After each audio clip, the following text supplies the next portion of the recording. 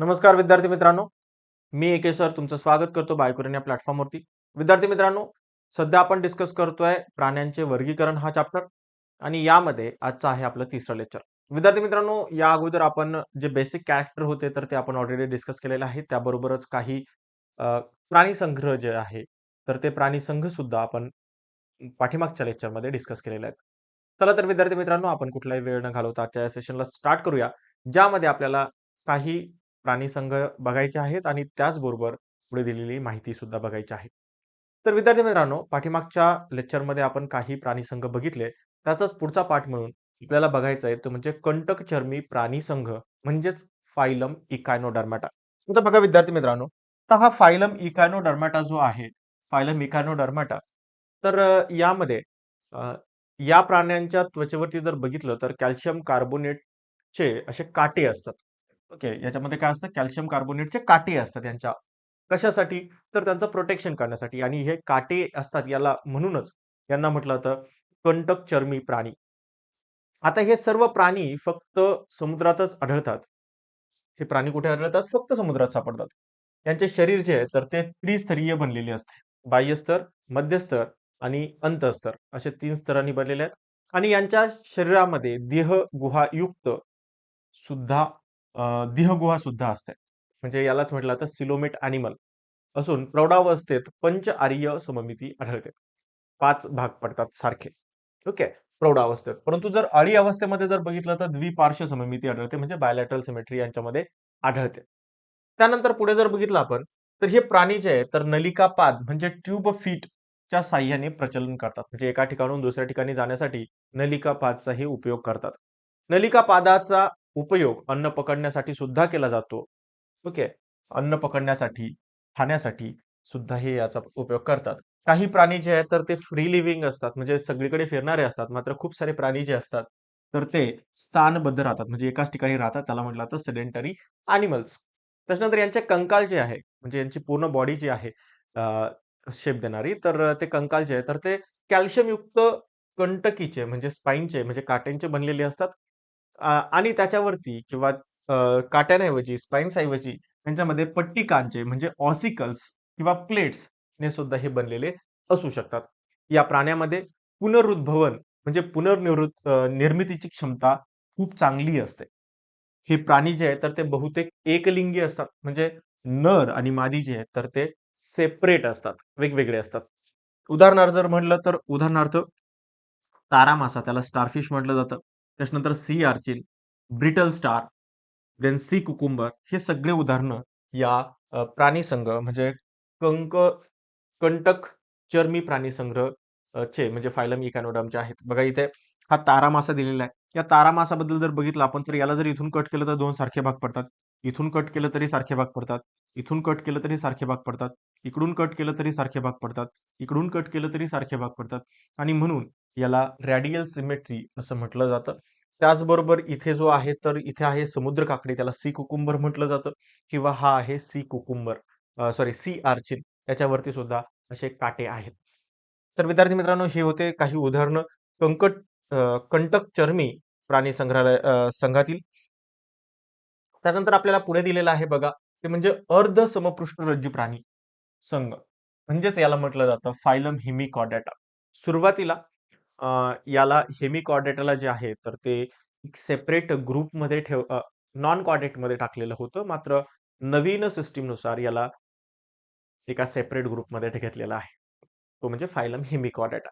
आता हा phylum Hemichordata जो आहे तर याच्यामध्ये 3 प्रमुख भागामध्ये याचं शरीर विभागलेलं असतं. याच्यामध्ये वरती जो असतो तर तो असतो प्रोबोस्किस, ज्याला शुंड म्हटलं जातं.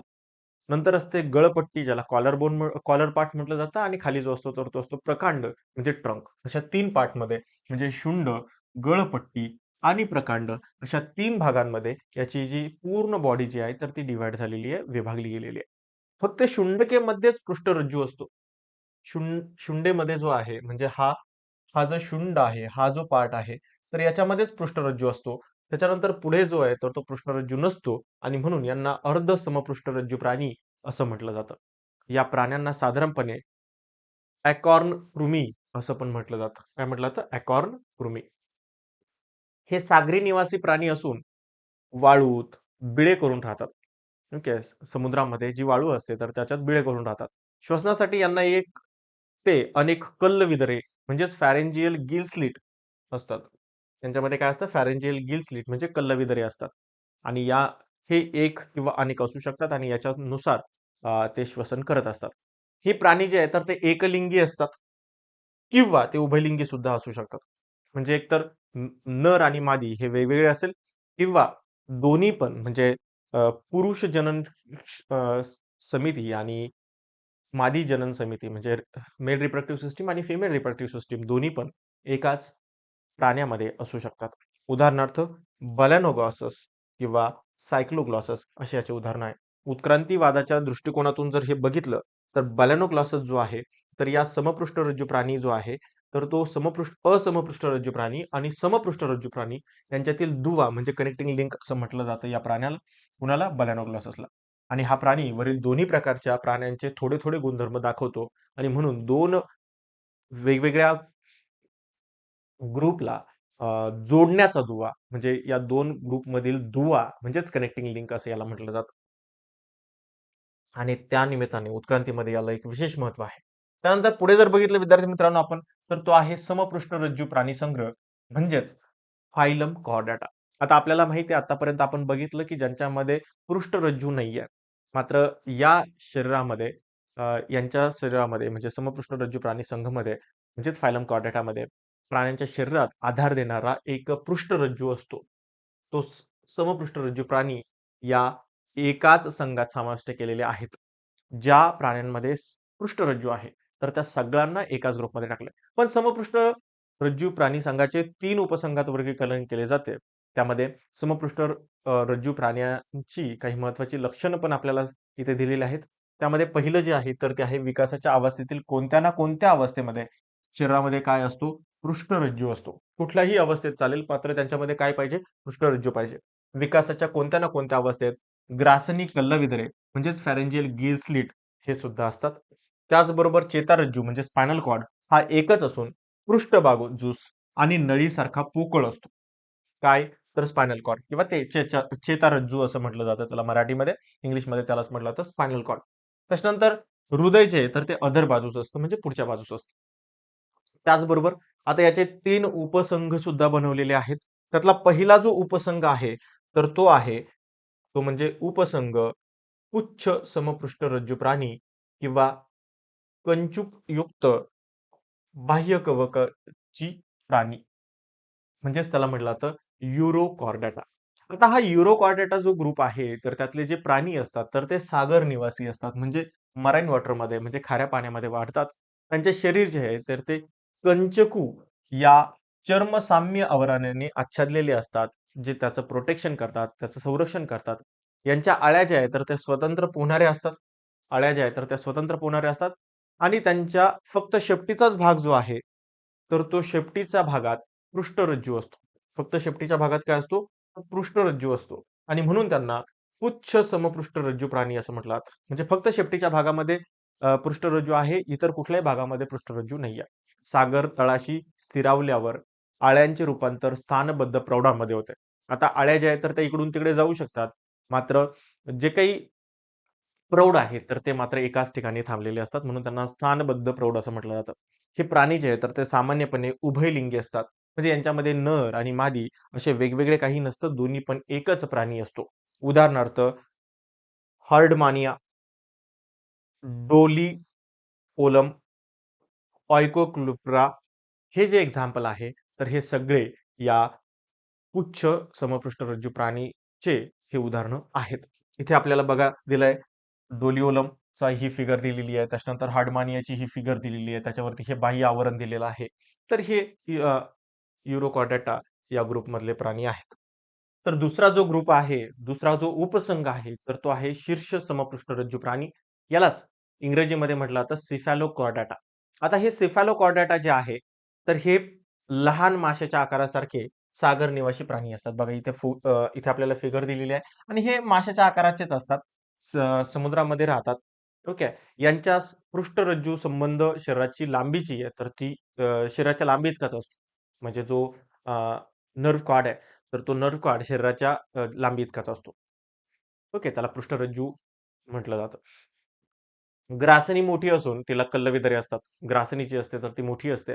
कल्लविदरेही त्याला असतात. आणि हे प्राणी जे आहे तर ते एकलिंगी असतात. म्हणजे नर आणि मादी जे आहे तर ते वेगवेगळे आहेत. उदाहरण जर म्हटलं तर अँफिऑक्सस. हे अँफिऑक्सस आहे. इथे अँफिऑक्ससची फिगर दिलेली आहे बघा. हा अँफिऑक्ससचा हा मज्जातंतू आहे. त्या मज्जातंतूच्या जवळच इथे आपला हा असतो पृष्ठरज्जू.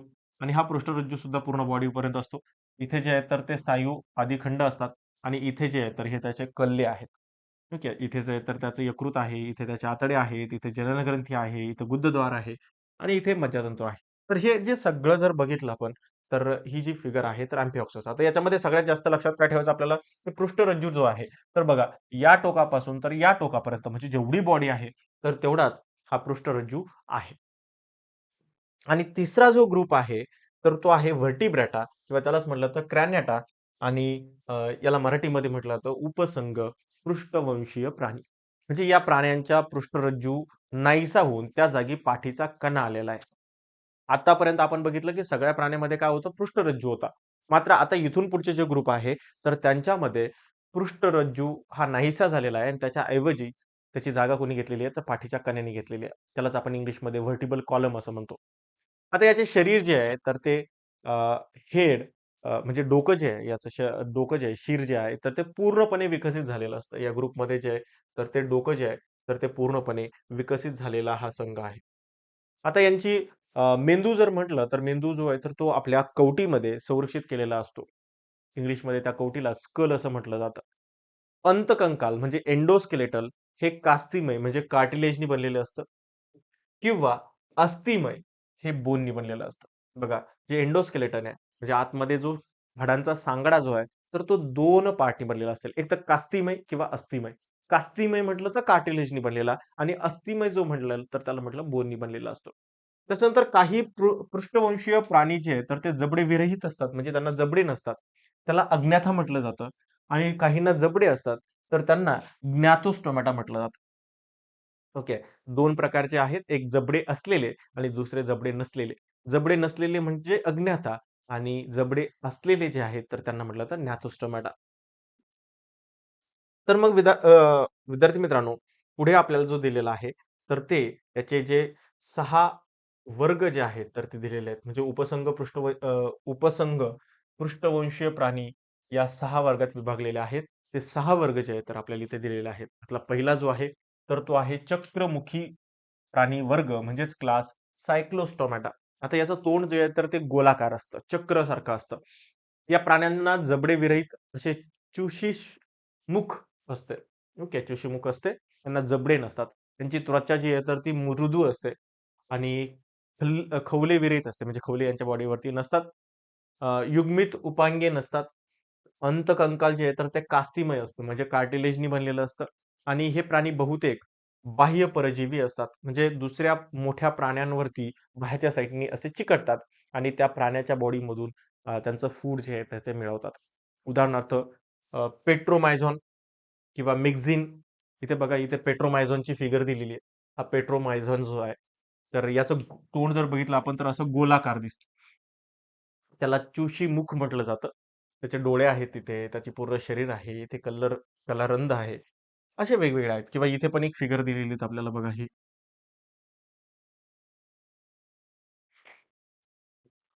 तर हे फिगर जी आहे तर ती आहे पेट्रोमायझॉनची.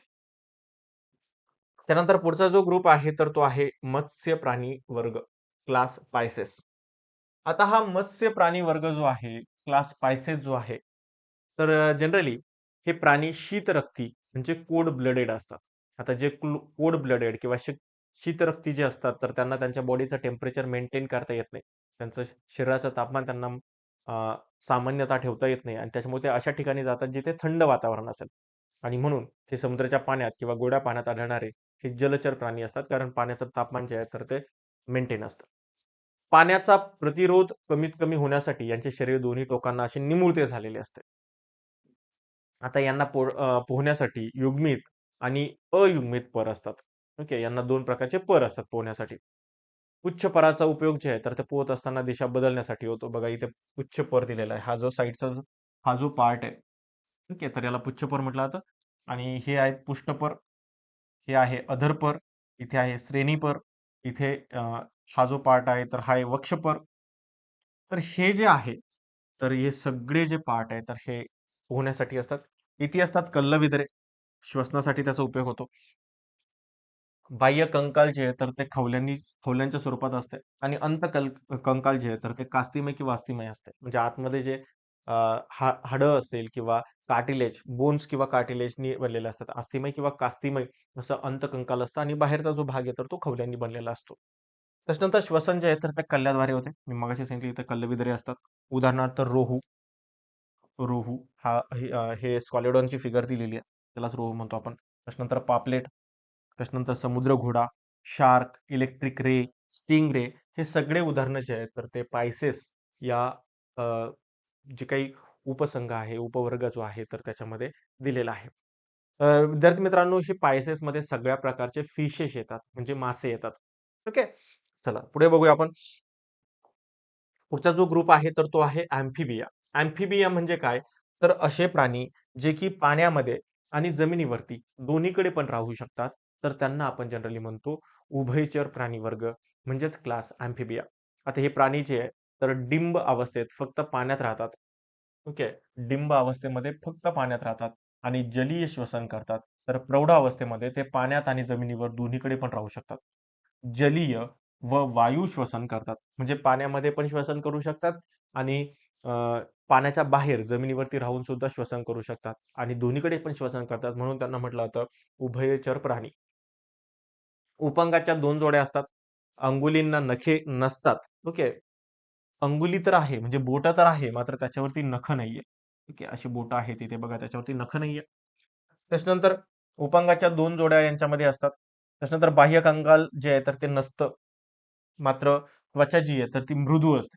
ही त्वचा जी आहे तर ती मृदू असते आणि पाण्यामध्ये गेल्यानंतर ते त्वचेच्या साह्याने आपलं जे काही श्वसन जे आहे तर ते करत असतात. आणि जेव्हा अ, पाण्याच्या बाहेर असतात तर त्यांना इथे नाकपुड्या असतात आणि याच्या थ्रू ते श्वसन करत असतात.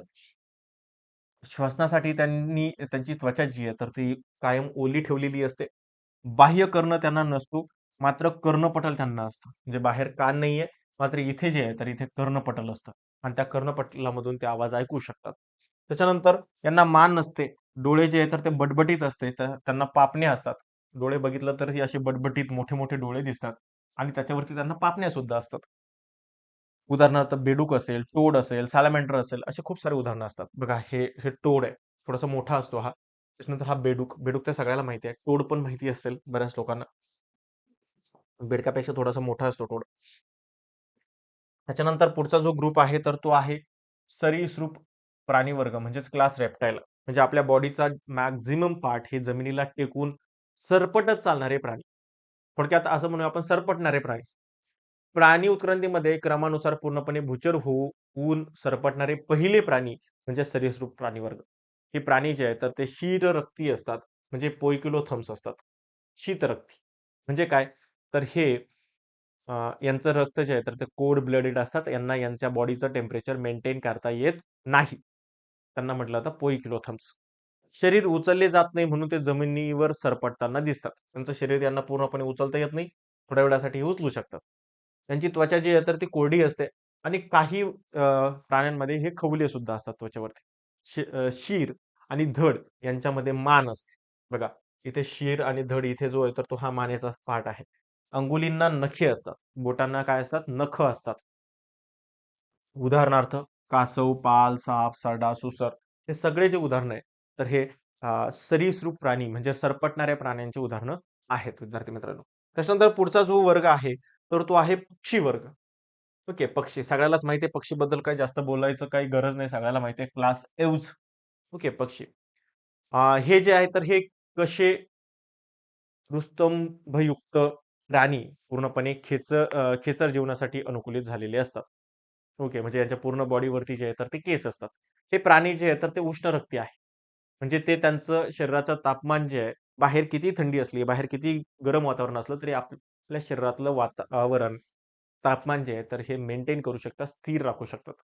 हवेत उडताना हवेचा प्रतिरोध कमी व्हावा म्हणून दोन्ही साईडनी त्यांचे शरीर जे आहे तर ते निमुळते झालेले असते.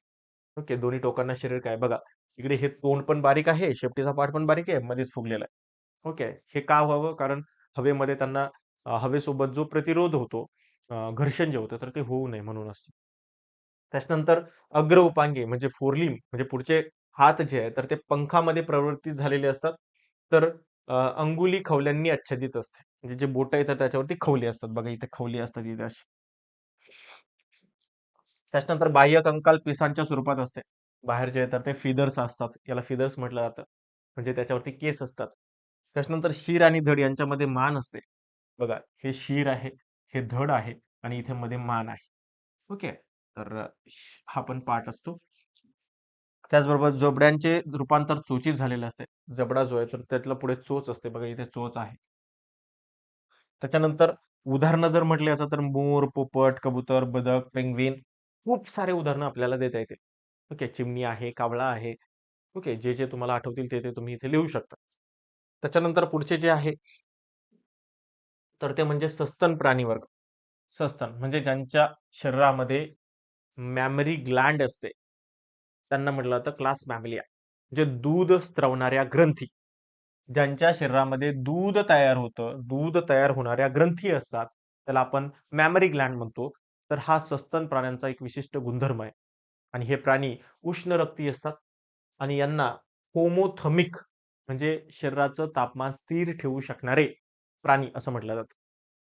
डोके, मान, धड, शेपूट हे शरीराचे भाग असतात. अंगुलींना नख, नखर, खूर असं असतात. ओके, काहींमध्ये नख असतात, काहींमध्ये नखूर असतात, काहींमध्ये खूर असतं. त्याच्यानंतर बाह्य कंकाल केसांच्या किंवा लोकरीच्या म्हणजे फरच्या स्वरूपात असते. उदाहरणार्थ मानव, कांगारू, डॉल्फिन, वटवाघूळ. तर बघा हा वटवाघूळ याला फ्लाइंग मॅमल्स म्हटलं जातं. कारण हा सस्तन प्राणी आहे, मात्र हा उडू शकतो. ओके. तर बघा याच्यामध्ये आता याला पंख नाही आहेत, मात्र याच्यामध्ये इथे चर्मपर असतात आणि हे त्याचे पुढचे पाय असतात आणि हे त्याचे मागचे पाय असतात आणि इथे त्याचं चर्मपर असतं आणि त्याच्यामुळे ते इझिली उडू शकतात, हवेमध्ये उडू शकतात. मात्र हे रात्री उडतात. पुढे आपल्याला नेहमी लक्षात ठेवा म्हणून एक दिलेलं आहे. काय दिलंय बघा, आपल्या सभोवताली अनेकविध प्रकारचे प्राणी आढळून येतात. त्यांच्या वर्गीकरणाचा अभ्यास करताना, त्यांची निरीक्षणे करताना कोणत्या प्रकारची इजा होणार नाही याची आपण खबरदारी घेतली पाहिजे आणि प्राण्यांचा अभ्यास केला पाहिजे. पुस्तक माझा मित्र म्हणून तुम्हाला एक पुस्तक इथे दिलेलं आहे, द ॲनिमल किंगडम. लेबी हेमन या शास्त्रज्ञाचं या ऑथरचे हे पुस्तक आहे द ॲनिमल किंगडम. हे व अशा प्रकारची जीवसृष्टीवर आधारित विविध पुस्तके आहेत, जे तुम्ही वाचू शकता. विद्यार्थी मित्रांनो, आजच्या या लेक्चरमध्ये आपण हा टॉपिक जो आहे तर तो कंप्लीट केलेला आहे. पुढच्या लेक्चरला भेटूया परत नवीन चॅप्टर सोबत. थांबूया आपण आजच्या लेक्चरला इथेच.